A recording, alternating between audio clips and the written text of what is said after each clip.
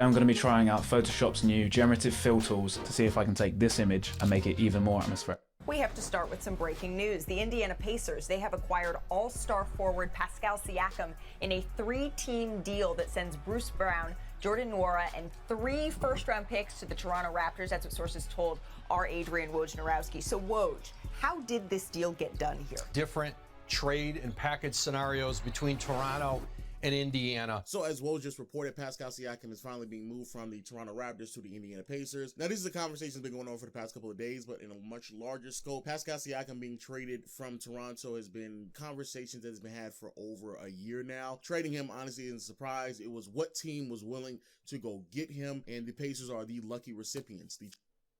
But how good is like Pascal Siakam? Like, does it really elevate the Pacers to like another level? Or anything like that? I don't really think so. Cause it's like, I don't know. I don't really think so because you know Pascal can give you like a good 22, like 22-7 ish. You feel? Hold on, let me look up Pascal Siakam's stats. Hold on. Pascal Siakam. There we go. He can give you like a, and I know he plays good defense too. What's his season? Yeah, like he can give you like 22, 6 and 4. And like 52% shooting, which is good. Playing against the Trailblazers right now, how much he got? He has 7. And it doesn't show what quarter it is. But let me look at his stats real quick. For like the last few seasons, like where's the points at? He averaged 22, 24, 22, 21, 22. Like, he will give you a consistent 22 to 24, but, and with a good, like a pretty solid rebounding too. And he's pretty good defensively, but does he really elevate the places to like a level where they are now? Like, you feel me? And who do they even give up? And trade with Raptors and Pelicans, so it was a 3-way trade. Paint that sense.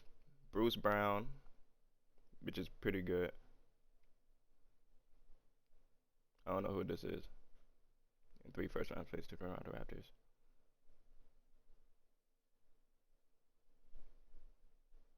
Oh,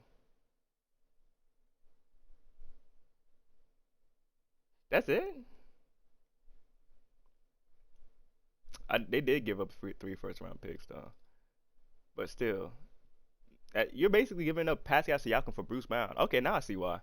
Okay, because I'm thinking like they gave up somebody like a key piece. You feel me? So you're basically just exchanging Pascal Siakam for Bruce Brown. Yeah.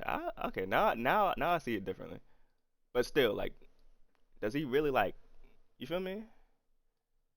Elevate the Pacers to where they're like, I feel like they were already a playoff team, like a semi-good playoff team, but I don't think adding Pascal Siakam will elevate them to the level to where it's significant. You feel me?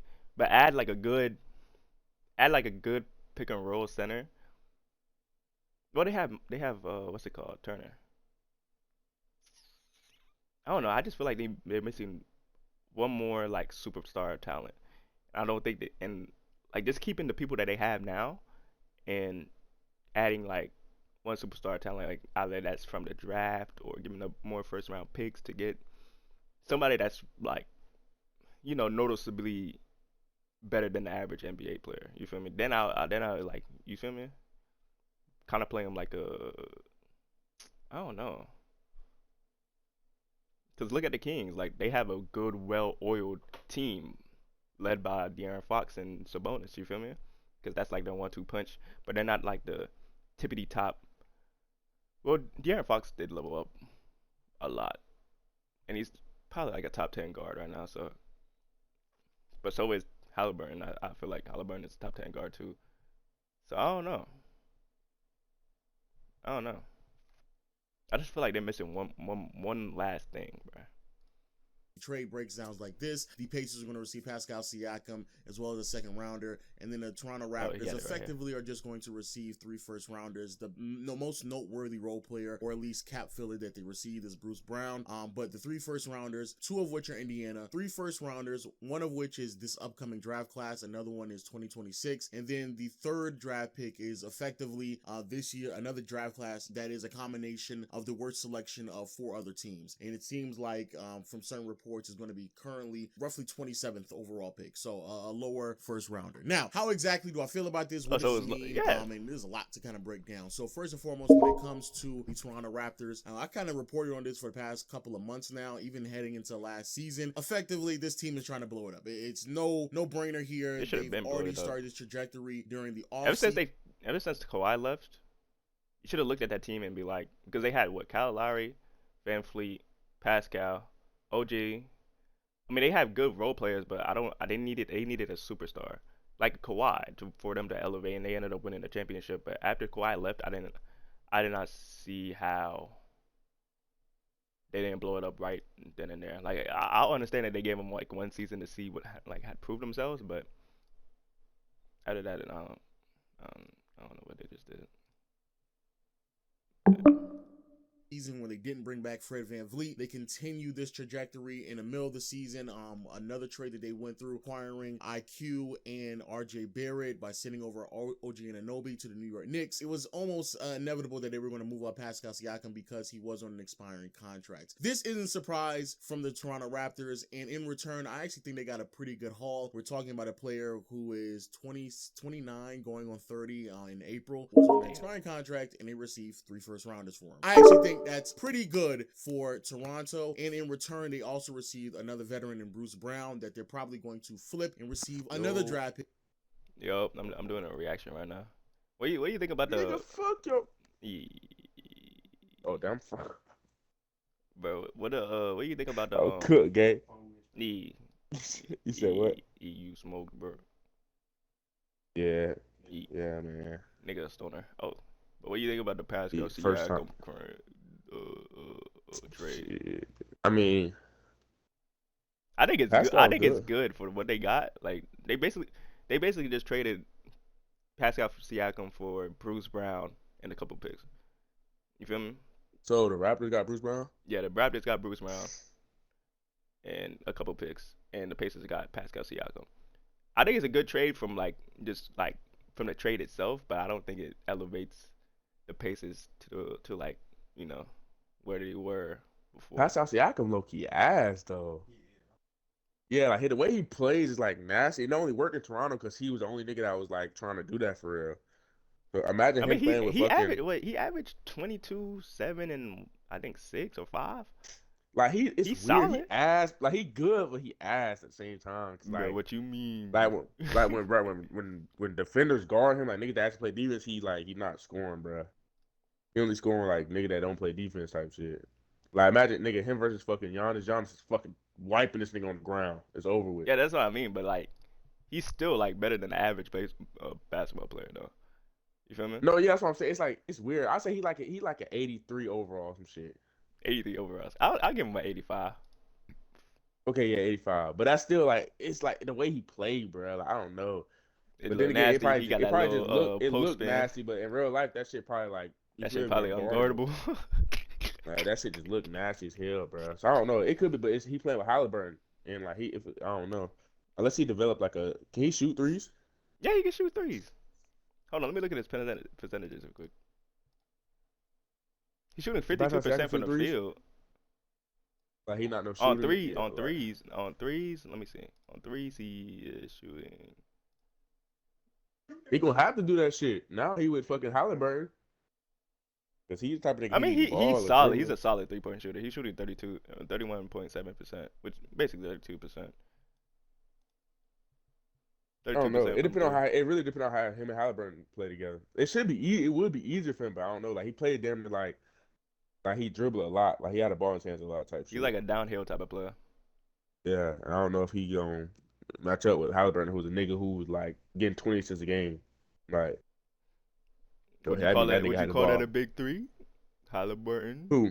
Pascal Siakam, and Miles Turner. Oh, that shit sound nasty. I mean, it could be. Cause Miles Turner is good. Like Miles Turner is better than the average big, bro. But he's not elite though. Kind of like Pascal. Like he nice. Yeah, like but they're good, but they're not like they're not fucking with Braun and them or no shit like that. Like Yeah. they ain't. Miles Turner. All right, bet. Miles Turner averages 17, 7, and 1. He's solid. He's solid. But I'm gonna mute you real quick. Let me finish this video real quick. It's only like 10 All right, minutes. bet. I want to do this reaction and post it. Damn, can I? Oh, there we go. All right. Pick as well. So when we look at the bigger haul here, when it comes to what Masai Ujiri out in Toronto, what he received for both OG Anunoby and Pascal Siakam, Emmanuel Quickley, RJ Barrett, Bruce Brown, 3 first rounders, and again, Bruce Brown is going to turn into a potential another first rounder as well. Oh so yeah, I forgot about the what's it called trade? The OG however you say that nigga name trade. Oh yeah. Whoever up there in Raptors, they doing a good job Talking with the about rebuild. 2 really good quality players in Emmanuel Quickley and RJ Barrett, and then 4 first rounders. I do believe that obviously if you are Toronto, it could have probably received a little bit more earlier on. Like I think this is about as good as you were going to Everybody get was on the for OG's 2 players that OG's were on meat, the bro. market. And in When he was particular, first Pascal up for Siakam, trade, he was demanding a significant amount of change if he wasn't going to sign back with the Toronto Raptors. His representation made it pretty clear that I do not get signed back to Toronto. I'm going to test my luck in free agency for whatever team that's going to trade for me, effectively letting everybody know, if you trade for me, be prepared to pay me top dollar because that's what I'm going to be looking for. I want to maximize the amount of money that I can make moving forward because obviously this is probably going to be the last big contract of his career. I understand, and I do believe that in many situations he will be worth it. 29, going on 30-year-old forward, that solid defender that's going to give you a lot of points, great in transition. He just needs to be put in a proper situation. Isn't necessarily going to be the number one, and we'll talk about that with Indiana, but has provided enough evidence that he is a solid second. I gotta talk about maybe nothing about third Indiana. Halliburton's number 1. and his flexibility defensively is what I think provides a lot of value to him because a 6'8", 6'10" forward is what a lot of teams are looking for in today's NBA. 3-point shot has Cause look at the Nuggets, bro. Look how tall the Nuggets are. They are tall. Other than Jamal Murray, they're tall. Jokic, Aaron Gordon, they got Nuggets.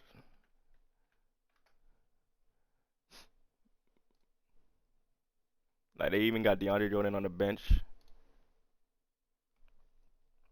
Jokic, Caldwell Pope, which is lengthy. Reggie Jackson can give you a couple good buckets. They're just long. Michael Porter Jr. Don't pass the rock, Jr. Like even him, like he's lengthy, can play defense. I already said Aaron Gordon. They're like a lengthy team, and I feel like since the Nuggets really like people always look for lengthy, like tall players, but ever since the Nuggets won the championship, I feel like it's like elevated like tremendously. Like everybody is looking for it, like to this point. I feel like that's kind of leaned into how I wouldn't say that it's not the main reason of why Victor Wembanyama was so hyped, and it still is hyped, but it gave it a little extra push because like you see dude's a 7'4" demigod that can dribble, do everything, bro.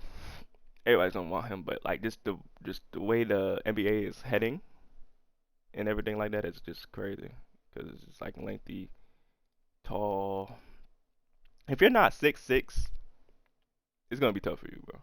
And if you like, if you're 6'6", if you're not 6'6", if you're 6'6" below, you gotta have to like shoot the rock crazy like a Steph Curry or Damian Lillard or Trae Young.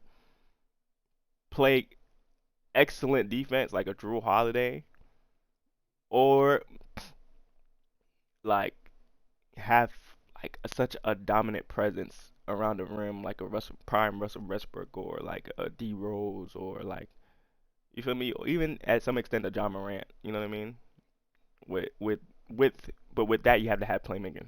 You know what I mean? And if you have all of that, that's when you feel me? But I don't know, like if you're below 6'6", it's gonna be really hard for you in the NBA. Hasn't been dropping as much as it normally does. Admittedly, he's not the same defender that he once was, but still, I think a better defensive option than a lot of teams have at their disposal, especially at this point of the year if you're looking to upgrade at that spot. I think Pascal Siakam is a really good addition to the Indiana Pacers, and I think for the most part, you know, if you had traded Siakam a little bit earlier, a year before, which I think a lot of people were kind of questioning Masai, like, what exactly are you doing? If you know you're going to trade him, if you know you're going to blow up this team, why not do it earlier? But hey, you know, it is what it is. Better late than never, and I do think it's a pretty good haul. In terms of the Indiana Pacers, I believe this is a massive W. This is easily one of the best pickups that you could have received for exactly what this team needs entering this season. I don't think many people had high expectations. Yeah, what did the Pacers need? Because I don't really watch Pacers games. Like the last time I watched the Pacers was the in-season tournament. I know Miles Turner could get blots. What is a weakness for the Pacers? I don't really watch the Pacers like that. For a young Indiana Pacers core that had a lot to kind of prove and a lot to show to the NBA world. And so far this season, I think they've been exceeding expectations, a huge part thanks to Tyrese Halliburton, who has really emerged into a new up-and-coming guard. He's giving you around 23 to 25 points on a night-to-night basis. Nice. With the passing, the playmaking, the facilitation is what really separates him from a lot of guards, as well as the efficiency, borderline shooting 50, 40, 90 splits, and has elevated this offense to be the number one ranked offense in the NBA. Weird. And through certain stretches of the year, they were the number one ranked offense by a pretty wide margin. So we're talking about a team led by a young guard, and they are trying to do their best to maximize what Tyrese has provided to this team. And I have to applaud Indiana. They're doing a sensational job at it, because there's a lot of other teams in the NBA, look at Atlanta, look at Charlotte, who have been struggling mightily to put the right pieces around their star guards in Trae Young and LaMelo. And here we are, an Indiana Pacers team, and within 18 months, they've effectively done more for Tyrese. It's really, I don't understand why people like it's so hard to like understand what these players need. Players like Tyrese Halliburton, Trae Young, LaMelo Ball, these ball dominant playmaking, shooting guards, they need a good 3-and-D. They need 3-and-D players, and they need a really good lob threat. You feel me? He doesn't have to be the best center in the league. Really good lob threat that can play defense. You feel me? That's really all they need, bro. Like, just a solid core of defensive players that can shoot, and a really good lob threat. You know what I mean? Because think about it, like, now that I think about it, yeah, Pascal Siakam was a smart trade for the Pacers. Really, really smart trade. Especially for what they got him for. Bruce Brown had a couple picks. Oh, yeah. And it's like late round picks, too. So it's like, yeah.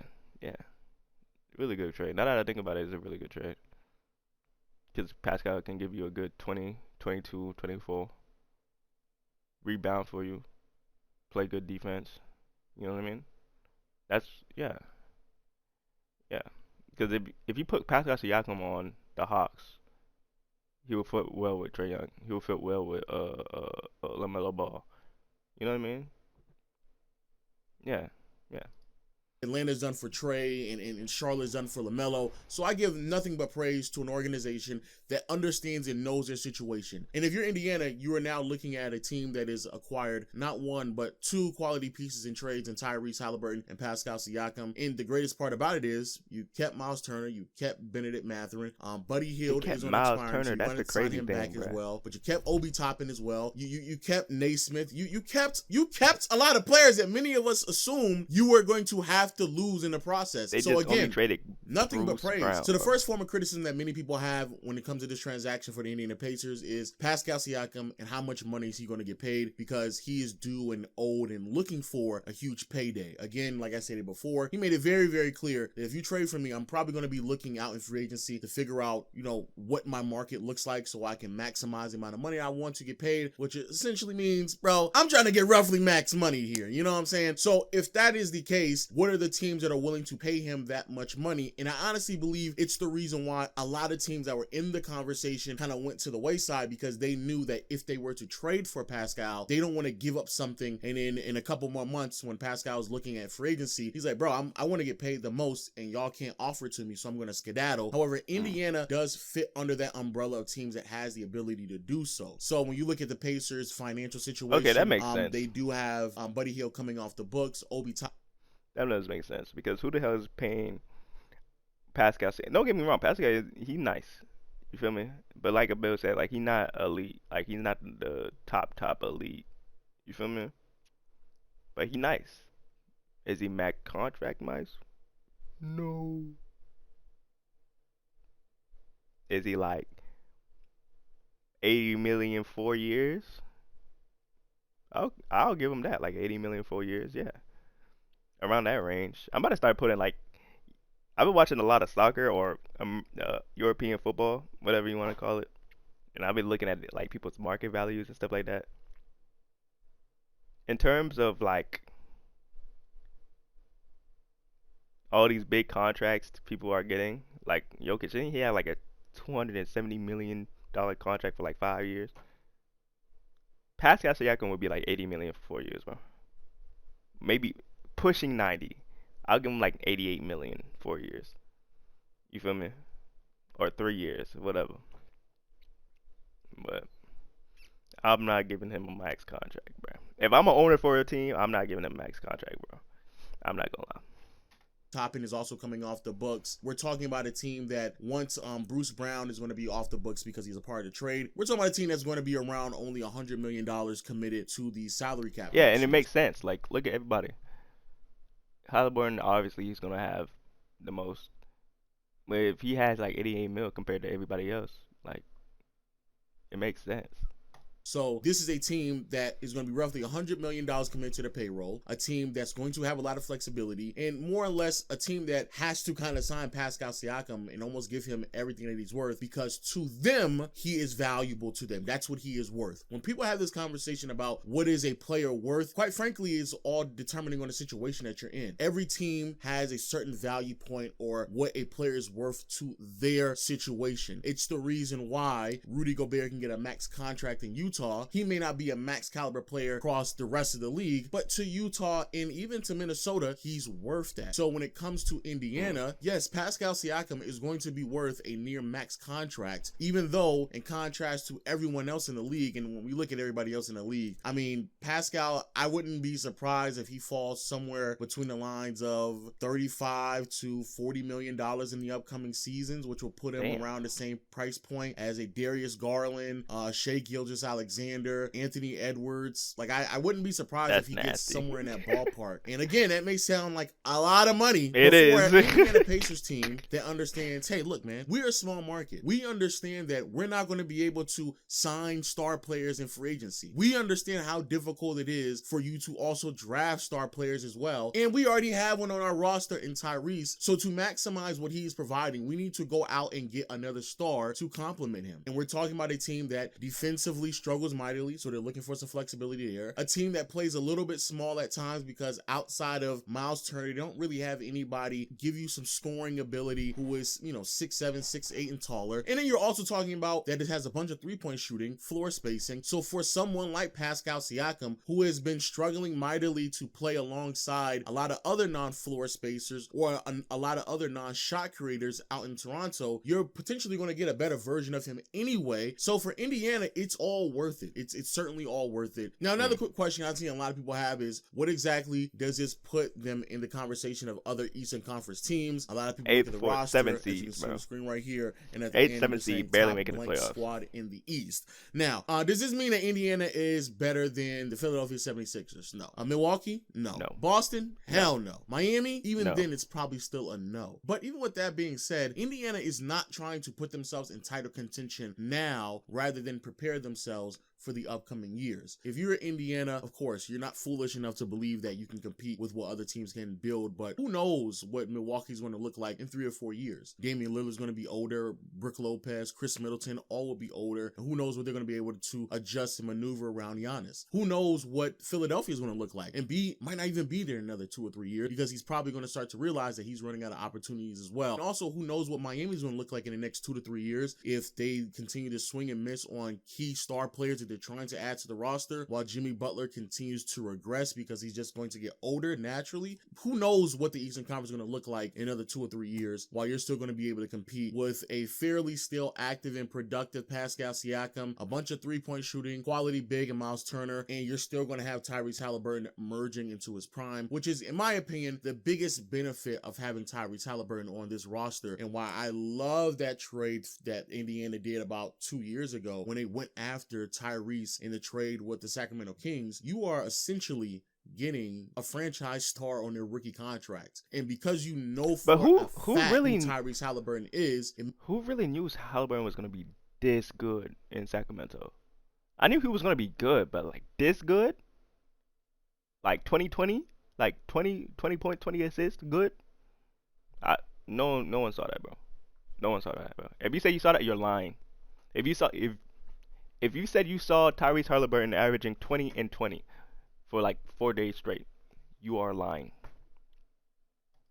Makes it easier for you to build around him. But what does this mean for everyone else in the league? Because I think that's another really great question. Because like I said earlier in the video, Pascal Siakam being on the trade block is nothing new. It's been an ongoing conversation for the last year now. So when you have teams like the Dallas Mavericks that were trying to go after Pascal Siakam, you also have the Philadelphia 76ers who are trying to go after Pascal. Some conversations with the Golden State Warriors trying to pick up. But imagine Pascal and the 76ers.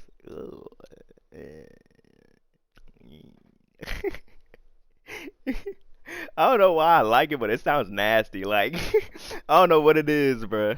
Spicy P, what do they do? Because now they kind of swung. Spicy P is a crazy nickname. And miss. And to me, this is where things get really interesting when it comes to the rest of the team and the developing story that is the Toronto Raptors roster and what they're going to start to do as well, because they're probably going to unload a lot of talent. The other teams that were in the conversation for Pascal Siakam but did not get them, some of them are probably fine with it, because again, Siakam made it very clear that, hey, if you're not going to give me the maximum amount of money, or at least near that, I'm probably going to test my luck in free agency and try to go search as much money as possible. Of course, these teams did not want to give up what they needed to give up to go get him, and only for him to be a rental. So that's one. I think that's probably a huge reason why the Golden State Warriors in particular really weren't interested in receiving him, because not only who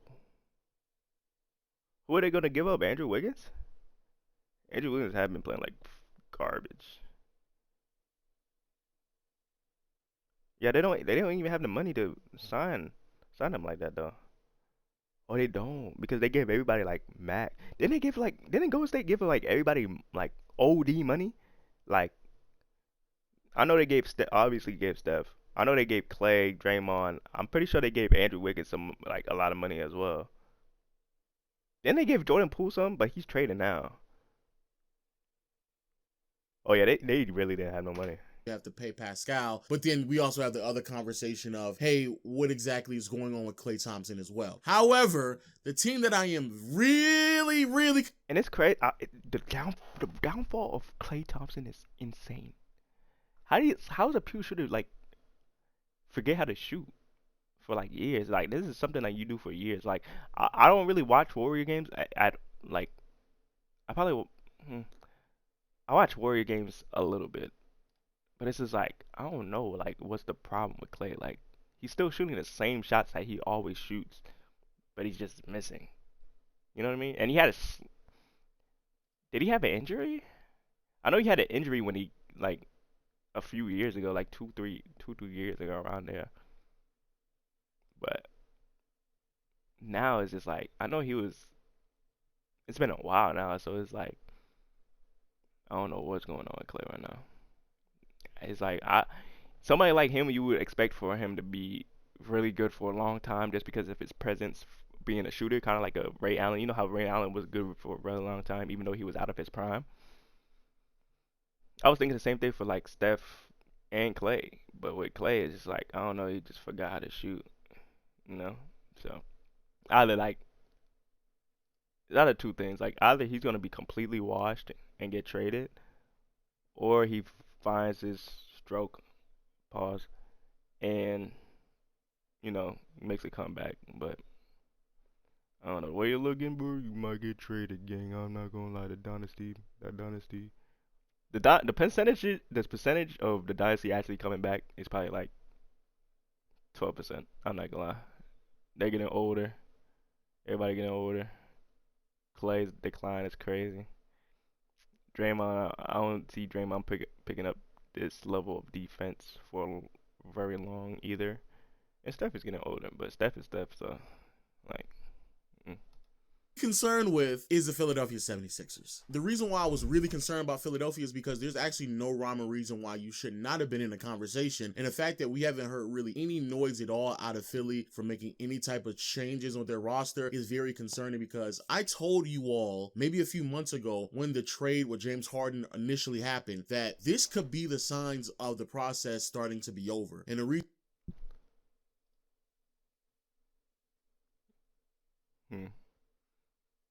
But does Philly really want to pay Pascal that much? You know what I mean? Excuse me. They don't need a. I always thought like ever since he tried it James Harden, I always thought they needed a ball handler, but they can just give the ball to Tyrese. Not Tyrese. Maxey. They can just give the ball to Maxey. And because he elevated ever since James Harden like he averages 26, 3 and 6, but I don't see him as like a pure like playmaker. You know what I mean? Hold on. Like 26. Hold on, I'm gonna just show you. Like 26 right here, and averaging 7. You know what I mean? But I don't see him as like a pure like playmaker. You know what I mean? But at the same time, you don't want to give the ball to somebody else. Like you don't want to give somebody like a playmaker to take the ball out of Maxey's hands. So I feel like Pascal would be good. Reason for this is because For you're talking about Philadelphia. trading James Harden to the Clippers and in return received a bunch of expiring contracts, but you didn't really receive anything valuable in return outside of expiring contracts. If you are a team that wants some financial flexibility, that'd be great, but you needed draft picks, you needed young players to also come back in that return, and Philly doesn't have the proper assets to do so. Well, I'm confused to why Philly didn't really try. Maybe they did, and maybe that information didn't start leaking out. That is unfortunate. Maybe they did, and maybe the information didn't leak out. But if they were not in deep conversations with trading for Pascal Siakam, very similar to the way the Indiana Pacers were, it is going to be very concerning, and it's going to be very troubling to see what this team does moving forward, because there's not too many more options for the Sixers to improve. And I believe that many of us believe that this is going to be a make or break postseason play for the Sixers, because the time is ticking, man. You got to start winning championships, or at least making deep postseason run with Joel Embiid on the roster, because if not, inevitably he's going to force his way out of Philly. And let me know in the comment section below, who do you think your team should go for when it comes to some of those other Toronto Raptors? My team right now, I'm a Damian Lillard fan. I'm not really a what's it called fan, but